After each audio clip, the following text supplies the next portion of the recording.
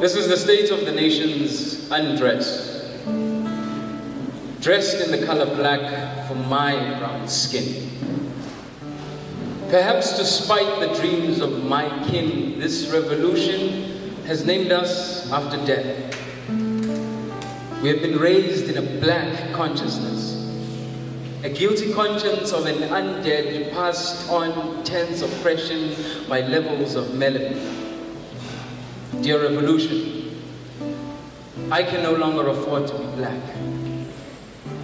My mahogany skin has never been reason to be spoken of as darkness, and I cannot fathom that my forefathers ever called each other black before this cape of colonization found us and draped itself around us.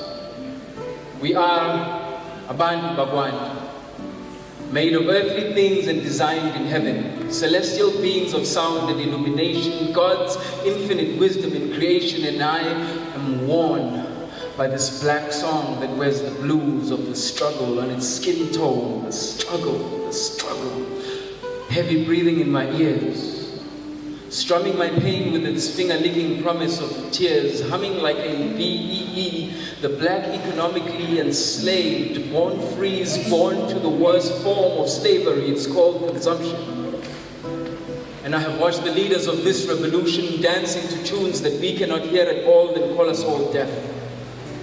So dear revolution, as this freedom comes, I pray it leads us not into perversion, delivers us from service delivery complications, gives us our daily bread to resist singing, dancing, or even smiling with a revolution that feeds us poison.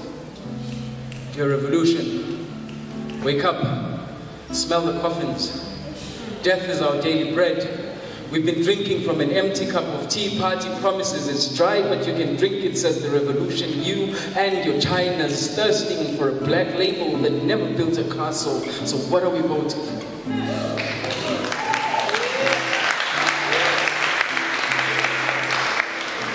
What are we dying for?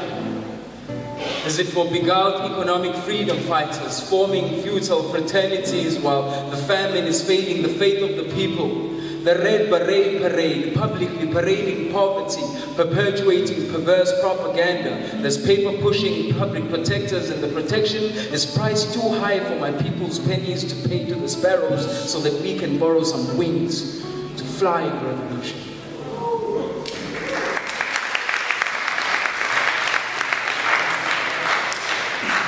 See, our slain revolutionaries are immortalized as township street names for our children to look up to from the pavement dwellings that we raise them from.